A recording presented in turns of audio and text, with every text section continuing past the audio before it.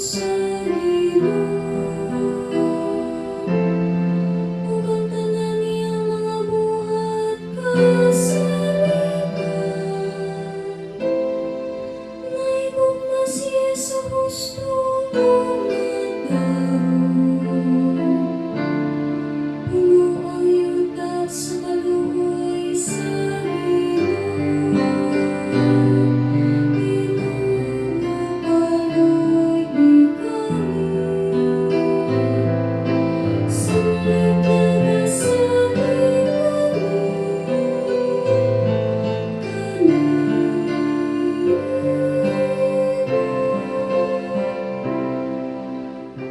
Tanawang mga mata sa Ginoo, anang kanila nga malupon kaniya,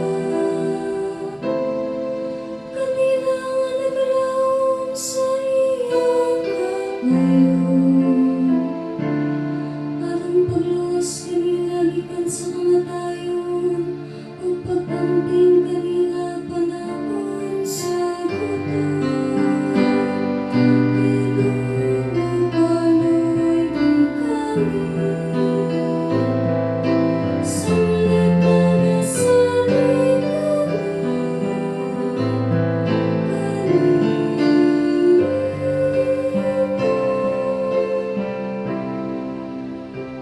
ang among kalag nagapaabot sa Ginoo.